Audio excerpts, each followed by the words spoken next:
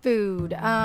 Food makes me think of love. Food means community and connection to me. It's a universal commonality, I think, and no matter what station you have in life or what's going on, everyone needs it. Good food makes you feel great. I mean, why is that such a hard question to answer? Food is very important to me. As a vegan, it's something that I have to think about all of the time. Food started changing for me when I was living on my own because I was living with a good friend of mine who was a chef. The main thing that he showed me was that you could grow your own food and how much better that made food. That's when food started changing and having a different definition to me and kind of being something that was not just flavor and texture and sustenance, but, a way to live life and something to do on the weekend and, something to prepare and something to focus on. I think that when someone describes a favorite meal they have or they recommend some place for lunch, they're telling the other person a little bit about themselves.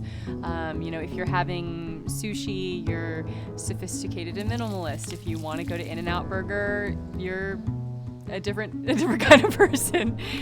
That's a really hard question, Dan. My favorite food is mashed potatoes and gravy with stuffing and peas and corn with like a big chunk of super hearty multigrain bread on the side.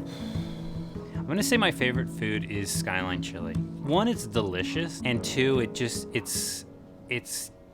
reminds me of home.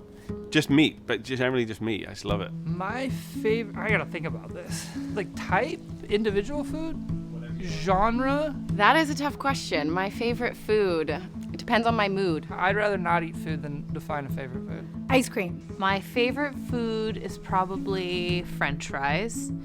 I couldn't say a specific type or restaurant or any kind of serving, but when they come out and they're hot, greasy, crispy, it's a fantastic feeling. Blue crab cakes make me feel nostalgic and feel very sentimental.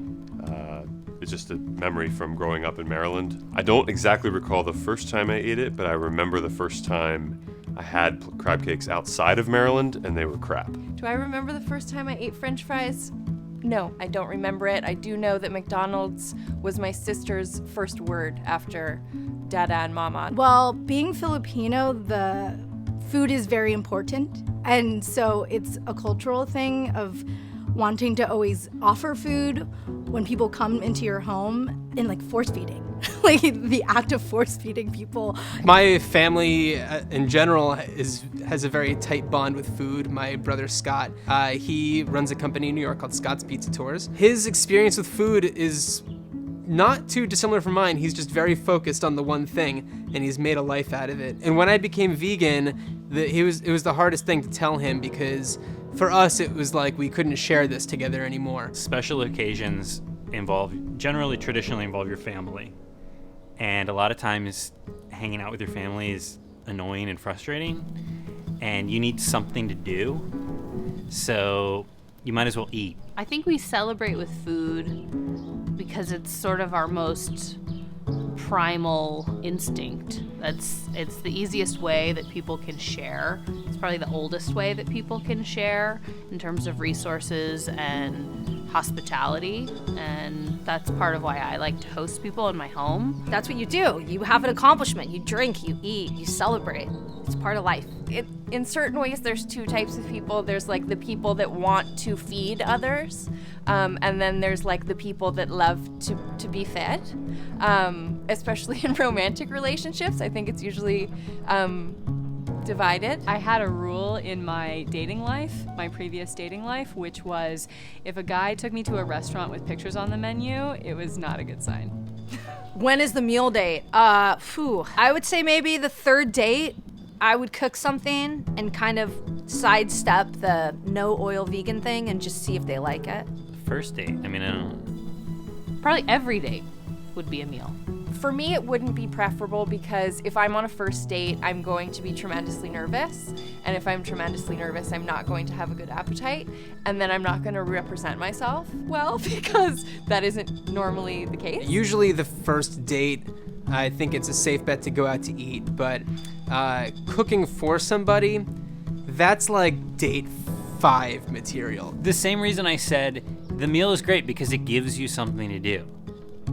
It's like you're doing something. You're eating this meal. Like, even if the conversation's sucky, I'm eating a meal. It's good.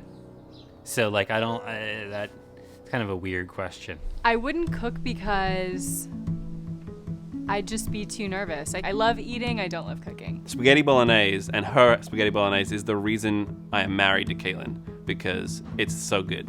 It sealed the deal. One of my favorite foods in the world is like chocolate pudding, right? Most amazing thing, awesome, creamy, wonderful. But if you do that chocolate pudding where you make it yourself and you leave it in the refrigerator, it gets this weird layer on top of it. And that layer doesn't have the same consistency as everything else. So when I eat that, it makes me want to throw up. So texture could make me want to vomit up my favorite foods. Ooh, there's so many. Probably veal. My most hated food is Jell-O. When you put like a cube of Jell-O or a spoonful, whatever, in your mouth and then push up against the roof of your mouth with your tongue, as one is wont to do when one has Jell-O in one's mouth. I don't know why that is the impulse, but I think it is for most people. The way that it then separates into lots of like little congealed parts is super duper gross to me. Liver. I hate tofu. It has nothing good about it. Like blue cheese, just horrendous. I don't even want it anywhere near me. Some people love it, some people hate it. I can't stomach a bell pepper. It's awful. I heard cilantro once described as a sweaty foot farting in your mouth. Well, I mean, as a vegan, I guess the food that I hate the most would be anything that I can't eat. While we're on this subject, tapas. I hate tapas. Whenever I hear tapas, I know that I'm gonna go home hungry and broke. I can't decide. I don't seek it out, so maybe I don't like it. No, I do not like black licorice. No. I do not like black licorice. I hate black licorice. I love black licorice. My mom loves it, and I always sort of associate it with her. Her absolutely favorite candy is a good and plenty. So she loves that. I always put them in her stocking, but I don't think I would ever eat it. I like pickles sort of as a piece of the whole. I would never pick up a pickle and just bite into it. I like very specific kind of pickle, and I don't know what that is. I love pickles. I had a dream once where I ate a hamburger, then it was covered in dill, and I didn't know what the flavor was. And then one time I was eating salmon, and I tasted the dill on the salmon, and in my head I was like, this is the nightmare I had about eating that dill hamburger. And so most pickles have dill in them, so I don't like pickles.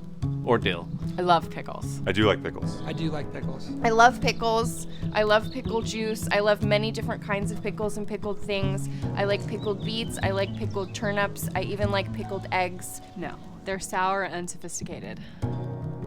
I love food. I love to eat. Right, they're not like sushi.